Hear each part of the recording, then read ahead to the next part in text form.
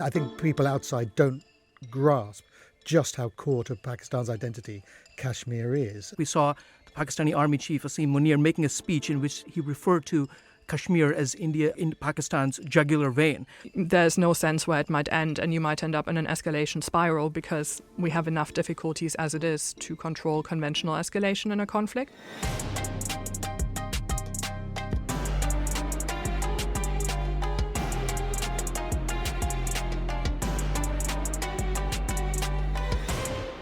Hello and welcome to Independent Thinking, the podcast from Chatham House. I'm Bronwen Maddox. It's a conflict that stems back almost 80 years. This week it erupted once again. In a series of strikes, Indian forces have targeted locations in Pakistan and Pakistan-administered Kashmir. The Indian government says its action comes in response to the deadly attack on the 22nd of April in which 26 tourists were killed. That caused outrage in India, and it marked the deadliest assault on civilians in the region in 2 decades. But Pakistan, for its part, has strongly denied any involvement in that attack. It has condemned India's actions as unprovoked aggression. Well, there have been calls for calm and restraint across the international community, although it's important to note the US has not been particularly involved where it might normally be. President Trump has said simply, it's a shame. Today we're going to be talking about what's behind this sudden flare-up, what it means for the relations between India and Pakistan, how serious all this is, and finally the role of nuclear weapons.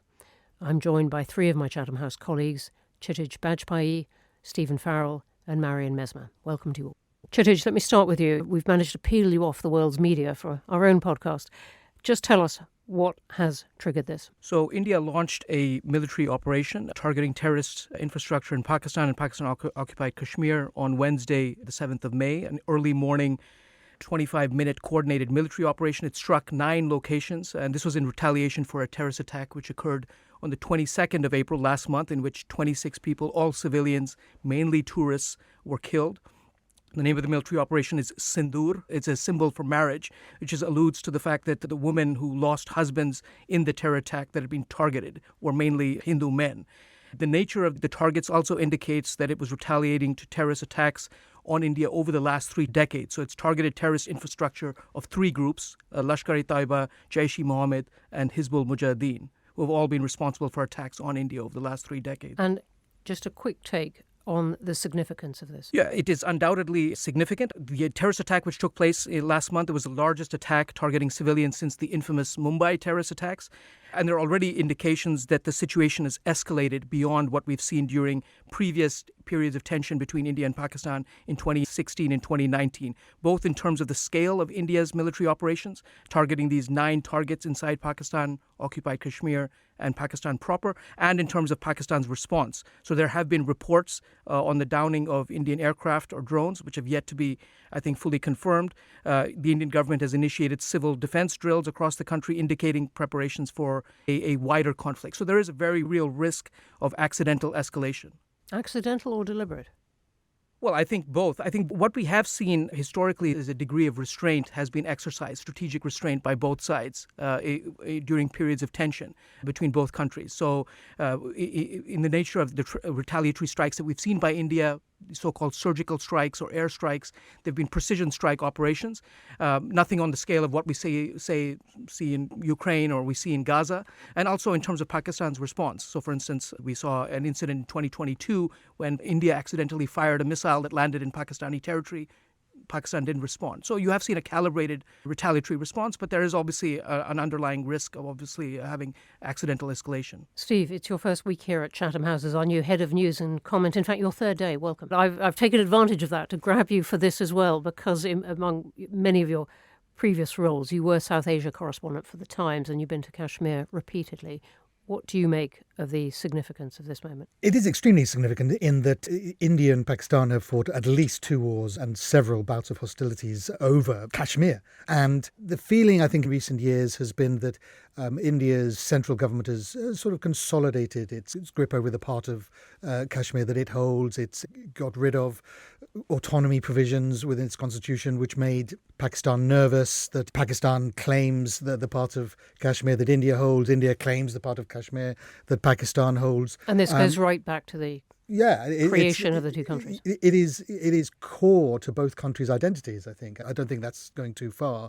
You can take your pick of the significances that Kashmir has for both countries, strategic, military, religious, spiritual, economic. Anything that unbalances Kashmir can have extremely serious knock-on consequences. And let's not forget China sitting there, which itself has taken a slice of Kashmir, and certainly India will be sort of not wanting to appear weak in the face of having China, which holds Aksai Chin, a part of Kashmir. So it's not just a two-way thing, it's a three-way thing. You've got a beautiful, strategic, fertile Switzerland, if you like, because it's gorgeous, smack in the middle of three nuclear powers. Marion, let me just bring you in on this point, because as I was saying at the beginning, you didn't get very far on this without mentioning that these countries have nuclear weapons. How much of a concern is that for you? It's a huge concern for me. I think something that at least we in Europe have forgotten a little after the Russian invasion of Ukraine in 2022 is that prior to 2022, in the nuclear policy community, the highest risk for escalation to nuclear war was seen as being in South Asia. And that risk hasn't necessarily gone away. It's just that India and Pakistan have had a relatively stable relationship. Since then, perhaps the 2022 accidental missile launch put aside, but none of the underlying tensions have been resolved. And as we've just heard, as China has asserted itself more in the region, what was a not very stable nuclear dyad has sort of turned into a more complicated relationship, with India also increasingly looking to China when it makes its nuclear strategy calculations. And so we have a fairly volatile situation where there aren't any crisis management mechanisms between India and Pakistan that seem to help lower tensions. And at the same time, both countries have been in a process of modernizing their nuclear weapons over the last few years. So, I think there was a great deal of luck involved that something like the 2022 accidental missile launch didn't cause more of an issue. And Pakistani military forces were on high alert around that time. And so if we look at the situation that Chietigj outlined earlier, because Pakistan is always incredibly concerned about India launching an overwhelming conventional attack, that it might not be able to push back conventionally, whenever you have these conventional skirmishes, especially when they reach higher levels of tensions as they have done so more recently, there is always the concern that if someone flinches, if someone miscalculates, you could actually end up in a nuclear escalation, because both countries also believe that tactical nuclear weapons, so nuclear weapons that you could use in a battlefield situation, have a role to play in conflict. And so that's very concerning, because it means that you are only ever so far away from nuclear escalation. We'll come on in a bit more detail to that towards the end, but I'm really struck in talking to people in India and Pakistan, each of which has a comparatively young population, and so without perhaps the memory of the use of nuclear weapons. How many people have said to me, oh, we should use them. Why not? We've got them. That is sobering in itself. Chietigj, let's just dig in a bit more to this question of, well, who said what?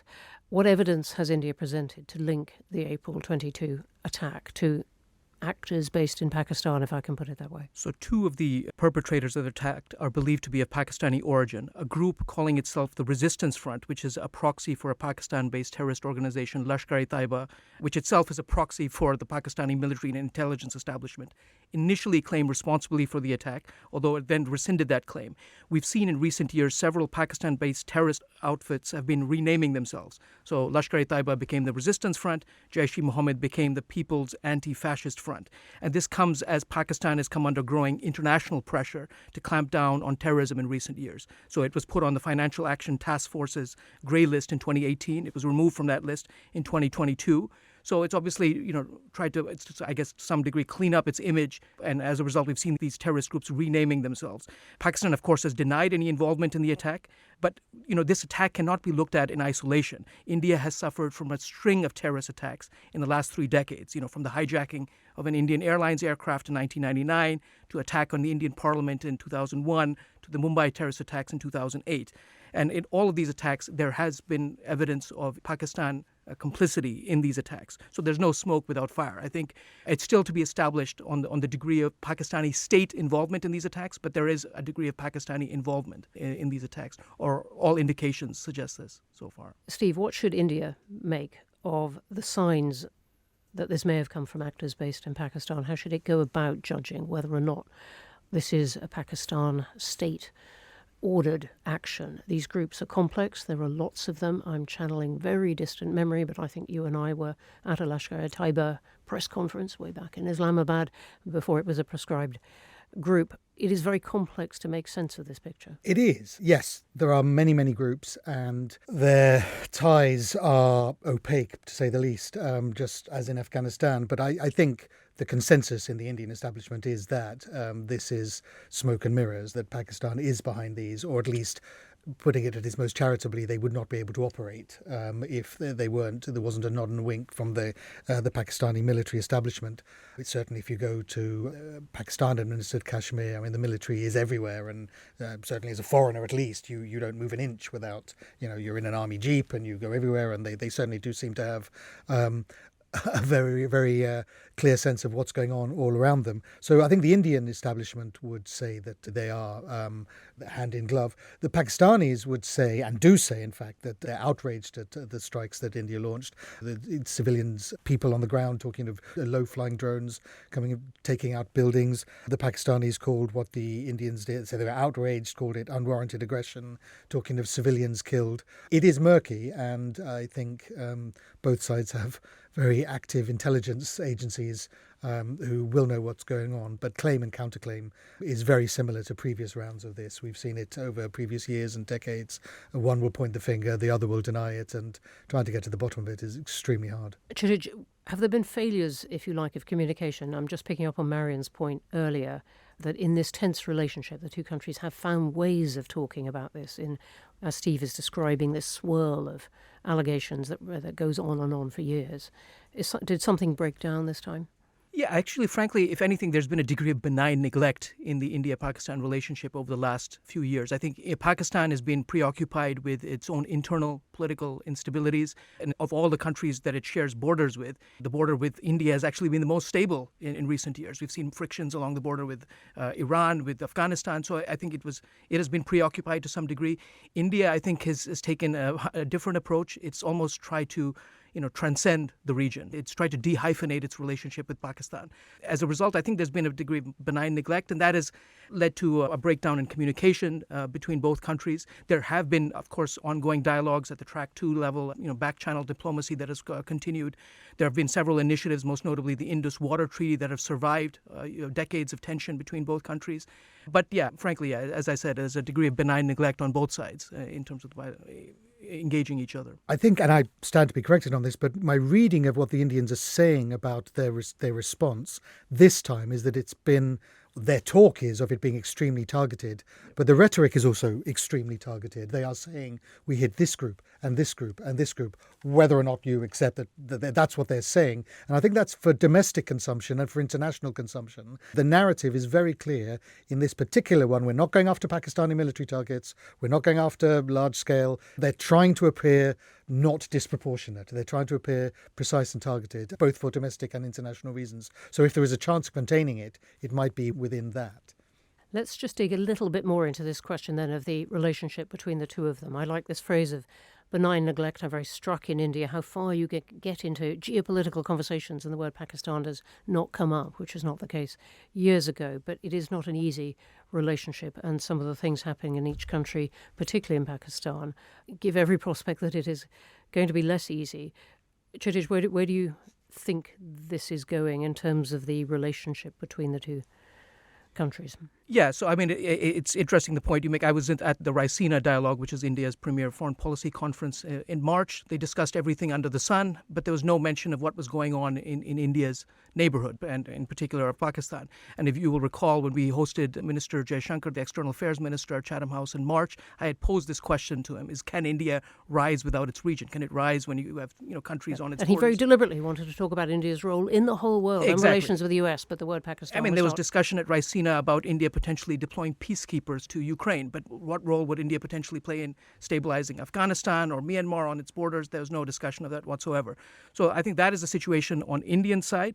On the Pakistani side, I think the Pakistani state, and in particular the military and intelligence establishment, derives its legitimacy from maintaining an anti-India stance. It essentially uses the threat of India to justify the military's overwhelming role and influence in Pakistani politics and the economy. It explains to some degree why no prime minister in Pakistan's 77-year history has ever completed a full term in office, why the army chief, Asim Munir, or the ISI chief, the head of the intelligence service, Asim Malik, they're the real source of authority in Pakistan, not the prime minister, Shahbaz Sharif, not the president, Asif Ali Zardari.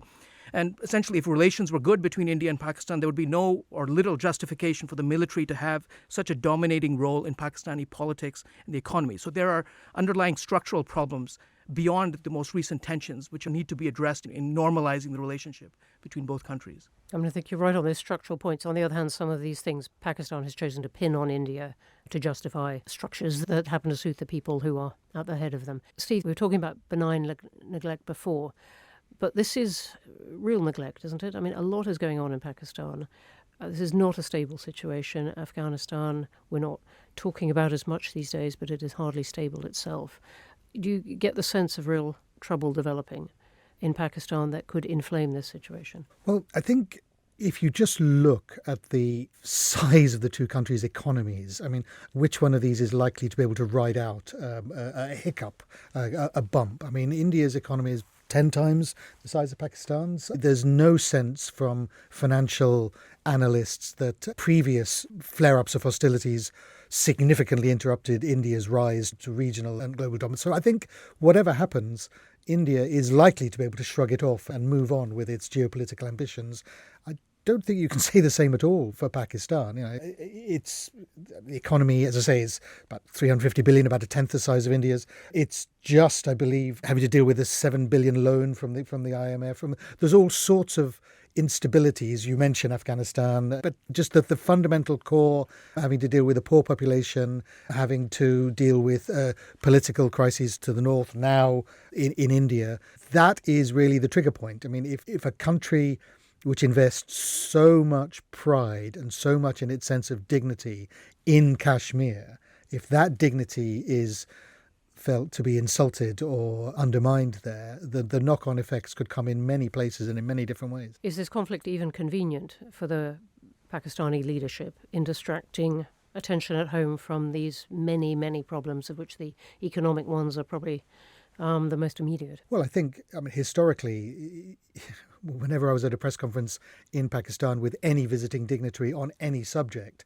didn't matter what it was, the first question they would always be asked by a journalist in the audience was, what about Kashmir? And you'd sometimes see a sort of a blink and and I think people outside don't grasp just how core to Pakistan's identity Kashmir is. India, in a sense, can keep the status quo going. It's got 2/3 of Kashmir. It's not overtly looking to expand. Pakistan wants Kashmir back. It's not content with the status quo. So one is nervous and on edge about it, if you like, and the other is in a more sort of consolidatory pattern. But neither government can afford, with their domestic populations, to look weak in Kashmir.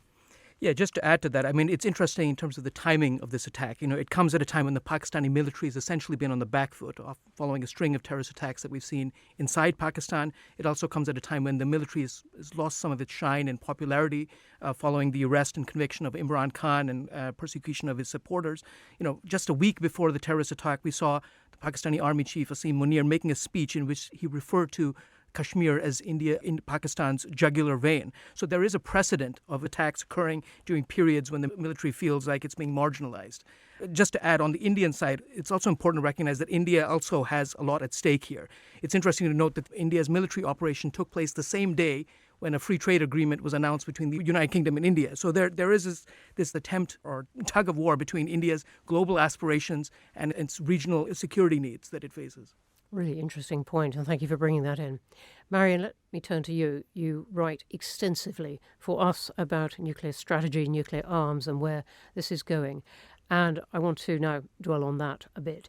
Can you just take us into the background of how each country came to get nuclear weapons in contravention of the treaty supposed to prevent their spread? Yeah, of course. I mean, neither India nor Pakistan joined the Non-Proliferation Treaty, which I think is key to mention in the sense that they didn't contravene it. They just, at the time when it was developed and signed, India was already close to testing its first nuclear weapon and therefore didn't want to sign it. So I think, that raises other interesting questions about the utility of international law in terms of regulating states' nuclear ambitions if they are very serious about it.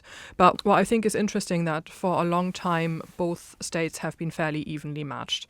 So there was about a 20-year gap in between them acquiring nuclear weapons, with India being first in the mid-70s and then Pakistan catching up towards the late 90s. But what I think is really significant is that for the intervening decade, they were fairly evenly matched, and then both began to modernize and expand their arsenals. So at the moment, they both have around 170 warheads, but they are also both in the process of potentially increasing their arsenals. Of course, neither is particularly transparent about the state of their arsenal or where they might be headed, but various different open source and government intelligence estimates assume that they could reach circa 300 warheads by the mid-2030s, which would bring them up to par with France. So at the moment, they are roughly on par with the United Kingdom in terms of the number of warheads they have. But they could be on par with France very soon and then on par with China. So I think that is significant insofar as that, as I mentioned earlier, India is increasingly also looking to China as a nuclear-armed adversary. And, we were hearing earlier a little bit about India's global ambitions, and I think picking a second nuclear adversary and a nuclear adversary that is also a great power is significant in that sense, insofar as that a lot of nuclear-armed states define themselves vis-a-vis each other in terms of their ambitions. So I think regardless of what happens in the relationship between India and Pakistan, that there are also other drivers to nuclear proliferation in the region, which is really important. And I think the other really significant change in the nuclear relationship, specifically between India and Pakistan, was that Pakistan admitted in 2015 to having developed tactical nuclear weapons. So those are lower yield nuclear weapons that you could use in a battlefield situation. I think it's really important to pause here and to reflect on what you said earlier, Bronwen, about young people in India and Pakistan being really interested in using them. Because, we've seen, of course, when the one time when nuclear weapons were used in Hiroshima and Nagasaki, that their impact is devastating. They cause a lot of... Japan and its previous Prime Minister who grew up in Hiroshima are still very, very keen to tell the world, look, we can tell you these are horrendous weapons. Absolutely. And we're also coming up to the 80th anniversary of their use, actually. So I think it's really significant that in countries that acquired nuclear weapons much later, there perhaps isn't that history and that shared sense of a nuclear taboo that you have in some of the other nuclear weapon states. And so my worry is that you have all sorts of theories and doctrines about how it might be possible to contain a nuclear escalation. But my worry is that once you introduce nuclear weapons into a war, there's no sense where it might end, and you might end up in an escalation spiral because we have enough difficulties as it is to control conventional escalation in a conflict. So even though Pakistan might find comfort in having these tactical nuclear weapons because they know that they could stop an Indian conventional attack when it occurs and therefore perhaps not be overrun, my worry is that that essentially wouldn't stop the conflict in the way that they might hope, but would actually raise it to a completely different dimension. Let's just take a tiny step back before imagining these weapons being used, whether tactical or bigger. India's traditionally had a no first use policy. Pakistan has been rather more ambiguous. What do you make of those policies, and are they a real constraint, or is the heat of this moment potentially going to rip them up? It's a really interesting question. I mean, when we talk about no first use policies, one of the biggest criticisms of them always is that they only last as long as they last. So they can be an important signal of restraint in peacetime, but once we're in a conflict situation, things can look really different. And in India's case, we also have the precedent of various politicians having made other statements in speeches and so on that actually have called the no first use doctrine into question. They have said that if there was to be a chemical attack or a biological attack, they would also consider using nuclear weapons in retaliation, which isn't that unusual. I mean, that's the policy that a lot of nuclear weapon states have, like the UK, for example. But it is in contrast to the no first use doctrine, which would essentially state that India would only use nuclear weapons if it is actually attacked by nuclear weapons. Pakistan has what it describes as a minimum deterrence capability. So it means that it purposefully caps its warheads at a pretty small level, essentially to ensure the survival of the state. Again, that's actually similar to the doctrine that the UK has, so nothing unusual here. But I think the real difference is that India and Pakistan obviously share a border and are at a pretty constant high level of tension, which means that escalation could happen much more quickly. What about China in all this? I want to ask the three of you. It's been flickering through this conversation. I'm thinking also of the Ukraine context when Russia, President Putin, started talking about possibly using tactical nuclear weapons, and China, I believe, put in a lot of influence to say, just stop, cut out that piece, stop saying that, which indeed Russia has done. Is China a restraining factor on this? It's close to Pakistan, it's antagonistic with India often. Where does that play out? Yes, so officially, of course, Beijing maintains a neutral position on the conflict. It's called on both parties to exercise I'm restraint. enjoying the Chinese sense of neutrality in many contexts. Yes. Yeah. But of course, at the same time, it has referred to Pakistan as its ironclad friend. And we need to put this in a broader context. Over 80% of Pakistan's arms imports have come from China over the last 5 years. China has blocked India's efforts to place Pakistan-based terrorist groups on UN sanctions lists. And of course, as we've heard, China is also a party to the Kashmir dispute through its claim in eastern Ladakh or Aksai Chin, where both countries clashed in 2020. And also a slice of territory in Kashmir was actually handed over by Pakistan to China in 1963. So in reality, of course, China's position is far from neutral. And I think much will depend on how tensions evolve between India and Pakistan in the coming days, weeks, and months. Any signs of a wider conventional or nuclear conflict would then prompt Beijing to play a more hands-on role. And it also needs to be noted that from India's perspective, Indian military planners regard, a two-front war scenario as the worst-case scenario, essentially having to face China and Pakistan at the same time. I think the prospects of this are low. And the last time we saw this happen was back in 1971 during the war between India and Pakistan. But I think that is always a concern for Indian military planners. So let me ask each of you, if there's one thing you think might help bring down the tension in all this, what would it be? Well, I mean, you do, interestingly, to throw another player into the mix, Iran's foreign minister arrived in India today, urging restraint, and he'd been delivering the same message in Pakistan on Monday, I believe. So it is fairly clear that there are other regional players in this context who do not want to see anything happen. And another factor, I would say, is possibly geography. I mean, passions can get heated, but I was looking at one of the sites that was hit by the Indians in Pakistan. It's so close to the border that it's actually closer to Jaisalmer in India than it is to Lahore. I mean, these distances are not great, and however much young hotheads may not realise the significance of a nuclear strike, I'm fairly sure that generals and colonels have a slightly more appreciation of what a prevailing wind might do blowing across the border that's not going to recognise nuclear fallout. Those are both really important points. Well, I think we've seen track 2 diplomacy play a really important role. This just decode that bit of foreign policy jargon for everyone. Yeah, of course. So when we talk about track 2, we usually talk about diplomacy that takes place not at the highest official level. It might include people that used to be officials, but the important thing is that at the time when those talks take place, those people are no longer in a government So they role. can be denied by the government, but they're kind of back channels, as Chietigj was saying before.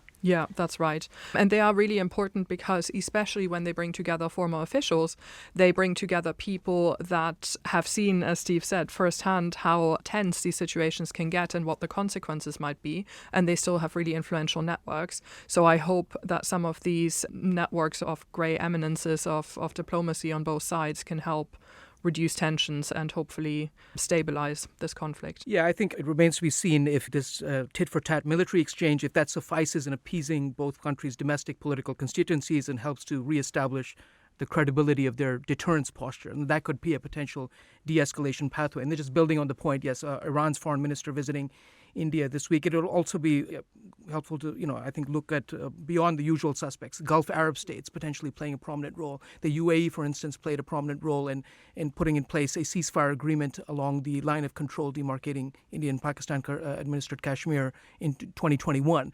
And of course, we've seen the role that countries like Saudi Arabia and Qatar have played in the conflicts in Ukraine and very Gaza. much offering themselves as brokers in all kinds of these are all conflicts. countries that have good relations with both New Delhi and Islamabad. So I think that's an important watch point as well.